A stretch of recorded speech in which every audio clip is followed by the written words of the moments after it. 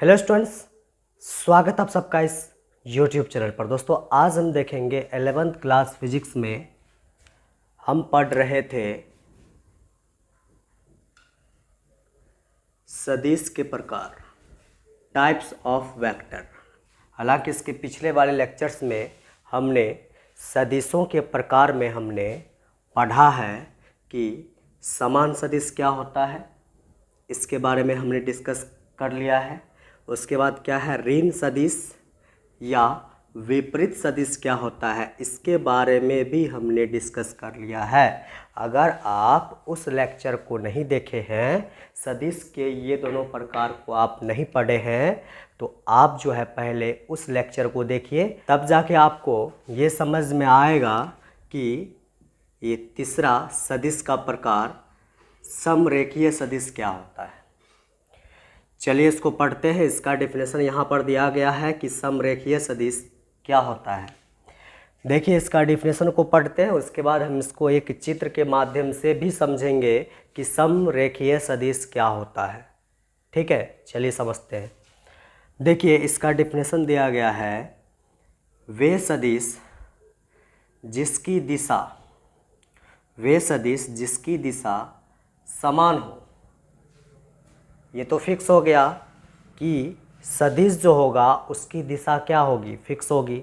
ठीक है, देखिए वे सदिश जिसकी दिशा क्या हो, समान हो। सदिश जो होगा उसकी दिशा क्या होगी, समान होगी, समरेखीय सदिश कहलाते हैं।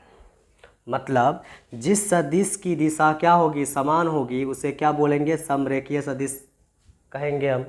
ठीक है, यहाँ पर देखो कंडीशन भी है, चाहे उनका परिमाण मतलब क्या, मैग्नीट्यूड, लंबाई उसकी, ठीक है, कितना मीटर है, वैल्यू उसका, ठीक है, चाहे उसका परिमाण समान हो अथवा नहीं।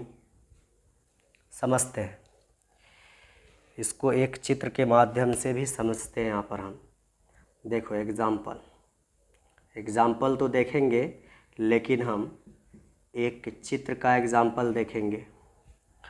तो यहाँ पर दो सदिश हमको लेना पड़ेगा। ये देखिए पहला सदिश है, ये वेक्टर है। ये देखिए दूसरा सदिश है, वेक्टर बी। ठीक है, तो मेरे पास दो सदिश है, एक वेक्टर ए है और एक क्या है बोलो, वेक्टर बी है। ये दो सदिश है। अब देखो दोनों की दिशा क्या है, डायरेक्शन देखो सेम है।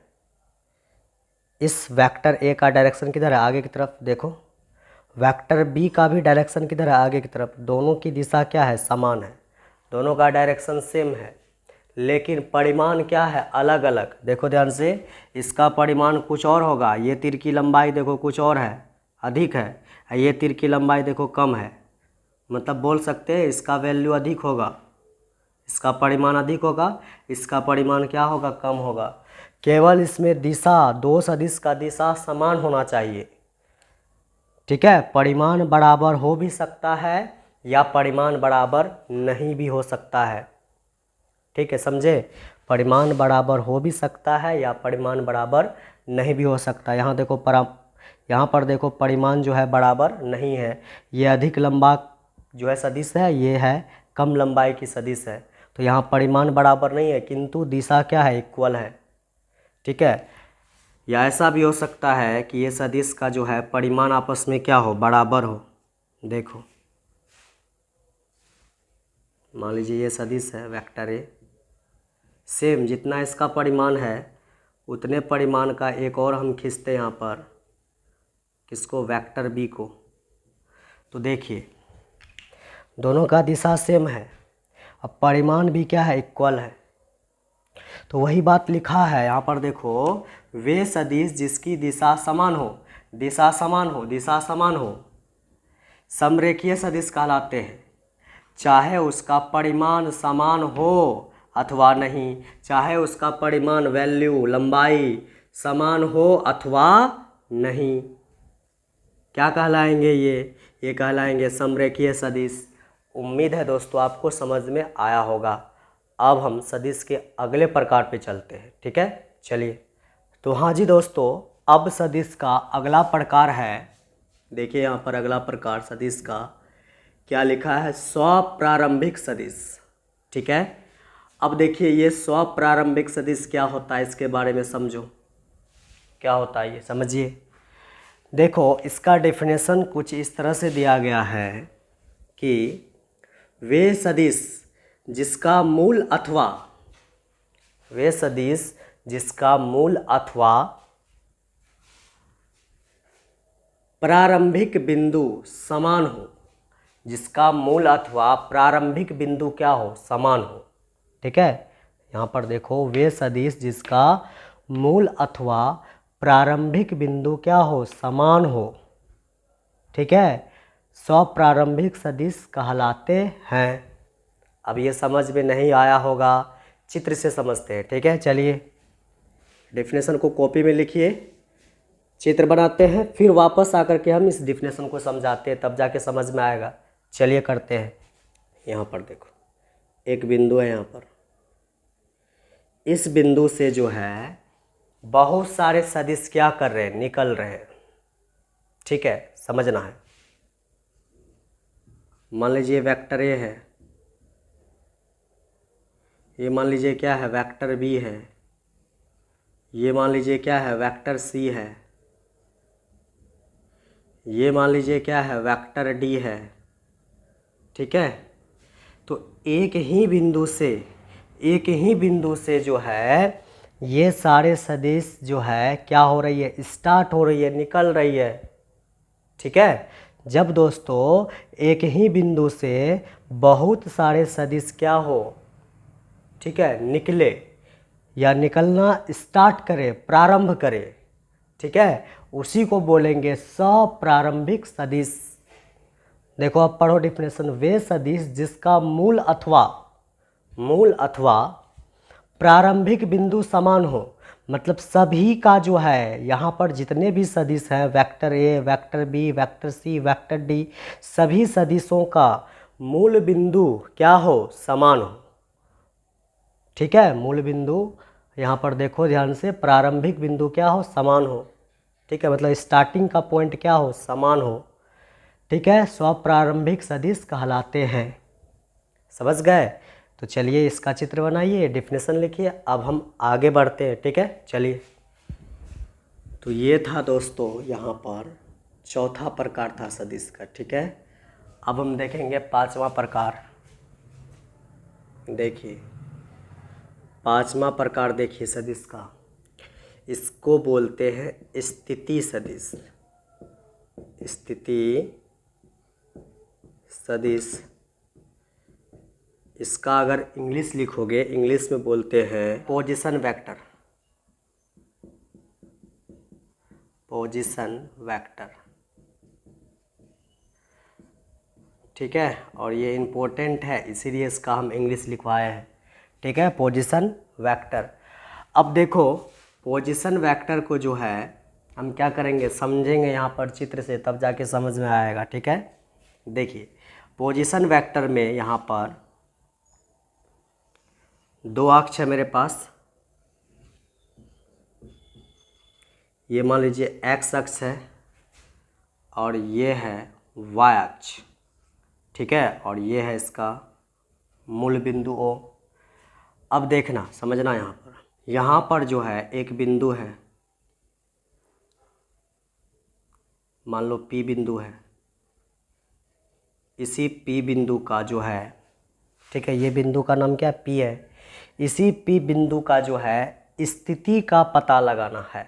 ठीक है, इस P बिंदु का स्थिति का पता जो लगाएगा वही कहलाएगा स्थिति सदिश, पोजीशन वेक्टर। ठीक है, चलिए अब देखो, जब इस P बिंदु का स्थिति का पता लगाना है तो हम क्या करेंगे, जिस भी बिंदु का स्थिति का पता लगाना है, जिस भी बिंदु का स्थिति का पता लगाना है, तो उस बिंदु को हम मूल बिंदु से मिलाते हैं। ठीक है, मान लो ये P बिंदु का स्थिति का पता लगाना है तो इस बिंदु को हम क्या करेंगे, मूल बिंदु से मिलाएंगे। ठीक है, कैसे देखना है यहाँ पर,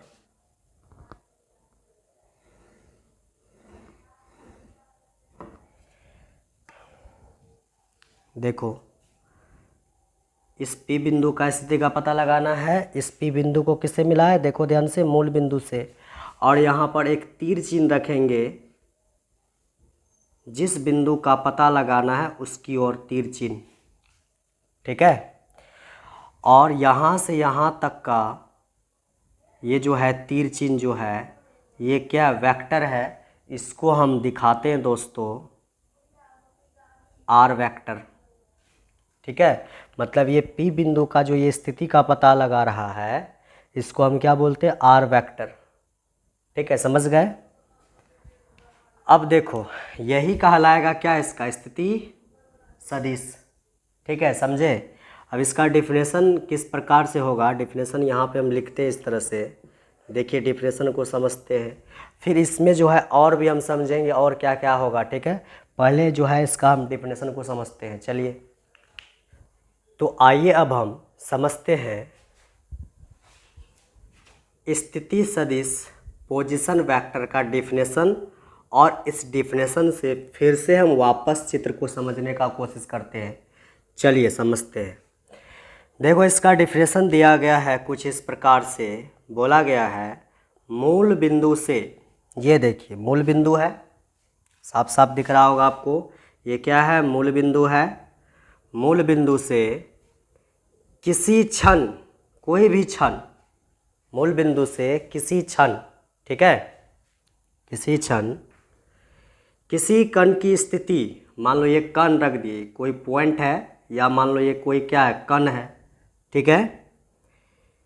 किसी कण की स्थिति तक, ठीक है, किसी कण की स्थिति तक, मतलब समझो मूल बिंदु से किसी कण की स्थिति तक, स्थिति तक खींचा गया सदिश स्थिति सदिश कहलाता है। समझो, फिर से समझो,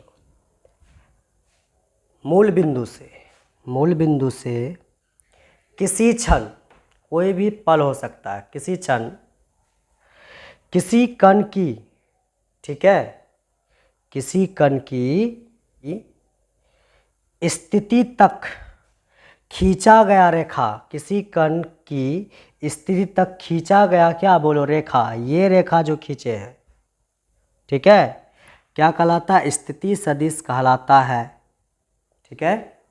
मतलब यहाँ से यहाँ तक जो खींचे ये रेखा, यही रेखा क्या कहलाता है, स्थिति सदिश। इसको हम किसे दिखाते हैं, आर वेक्टर से, ठीक है। इसको हम लिख भी सकते हैं, हालांकि यहाँ पर लिख भी सकते हैं इसे, लेकिन जगह नहीं है, इसी को हम जो है आर वेक्टर का नाम जो है नीचे हम लिख देते हैं कि यहाँ से यहाँ तक को क्या बोलेंगे, हम बोलेंगे दोस्तों स्थिति सदिश, समझ गए, स्थिति सदिश आर वेक्टर, समझे। स्थिति सदिश क्या होगा, ये मान लीजिए मेरे पास क्या है, ये मान लीजिए मेरे पास क्या है, एक एक्स अक्ष है, ये मान लीजिए क्या है, वाई अक्ष है, ठीक है। यहाँ पर कोई बिंदु है, मान लो ए है, ठीक है, कोई बिंदु है या कोई कण है, उसको हम क्या माने हैं, ए माने हैं। अब इस ए का पता लगाना है, इस ए का स्थिति का पता लगाना है, तो क्या करेंगे समझना, तो इस बिंदु को जो है हम किससे मिलाएंगे, मूल बिंदु से। तो कोई भी क्षण हो, किसी बिंदु की स्थिति तक खींची गई रेखा क्या कहलाएगी, स्थिति सदिश, और इसको किसे दिखाएंगे, आर वेक्टर से, और इसी को बोलेंगे हम स्थिति सदिश, समझ गए। चलिए आप क्या कीजिए, डिफिनेशन लिखिए और ये चित्र को आप कॉपी में नोट कर लीजिए। अब हम आगे बढ़ते हैं, ठीक है। चलिए अब हमारा सदिश का अगला प्रकार है छठा, समकोणीय सदिश। देखो इसका डेफिनेशन क्या दिया गया है। पहले काम करते हैं, यहाँ पर चित्र बनाते हैं, फिर उस चित्र के मदद से हम समझने की कोशिश करते हैं कि ये समकोणीय सदिश क्या होता है। चलिए ठीक है। अब देखिए दोस्तों, यहाँ पर हमने एक चित्र को बनाया है। अब इस चित्र के मदद से समझते हैं ये समकोणीय सदिश क्या होता है। ठीक है, देखो क्या लिखा है, किसी बिंदु पर, ठीक है, मिलने वाली तीन परस्पर लंबवत रेखाएं मतलब कोई बिंदु है, ये बिंदु मान लो, ये बिंदु, इस बिंदु पर मिलने वाली 3 परस्पर लंबवत रेखाएं, एक रेखा ये है एक्स अक्ष, एक रेखा ये है वाई अक्ष और एक रेखा ये है जेड अक्ष। ये तीनों जो है इस बिंदु पर और इसी बिंदु पर क्या हो रही है, मिल रही है। ठीक है, इस बिंदु पर मिल रही है। मिलने वाली परस्पर जो है, मिलने वाली 3 परस्पर लंबवत रेखाएं मिल रही है इस बिंदु पर, देख लो।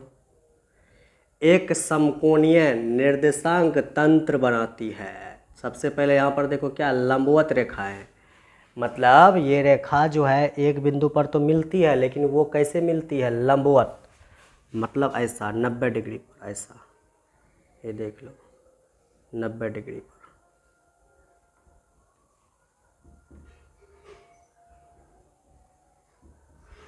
लंबवत मिलती है। ठीक है, और ये जो जेड दिख रहा है, जेड को हम तो ऐसे खींचे हैं, लेकिन जेड ऐसे नहीं है। जेड कैसे है, ऐसे, इस प्रकार से, इस तरह से बाहर की तरफ है जेड। ठीक है, ऐसा रखेंगे, देखो तीनों लंबवत हो जाएगा, देखना ध्यान से। ठीक है, लेकिन इसको हवा में तो इस तरह से हम दिखा नहीं सकते हैं, इसीलिए इसको हम इस तरह से दिखाएं, ऐसे। आपको समझना है वो क्या है, लंबवत है, तीनों लंबवत है। ठीक है, लंबवत रेखाएं एक समकोणीय निर्देशांक तंत्र, यहाँ पर देखो एक समकोणीय निर्देशांक तंत्र बनाती है। इसे क्या कहते हैं, समकोणीय सदिश कहते हैं। इसे क्या कहते हैं, समकोणीय सदिश। और इस समकोणीय सदिश में क्या होता है, समझना ध्यान से। यहाँ पर जो है 3 डायरेक्शन है, 3 दिशा है। एक है एक्स अक्ष, दूसरा है वाई अक्ष, तीसरा है जेड अक्ष। ठीक है, अगर आप दोस्तों एक्स अक्ष में चलोगे, उसके लिए आपको डायरेक्शन बताना पड़ेगा, किससे, आई कैप। ठीक है, अगर आप एक्स अक्ष में चलोगे तो उसके लिए दिशा बताना पड़ता है आई कैप। और ये जो होता है आई कैप केवल जो है डायरेक्शन बताता है। ठीक है, वो भी किस दिशा में, अगर आप एक्स अक्ष में चलोगे तो उसके लिए आपको आई कैप जो है लिखना पड़ेगा।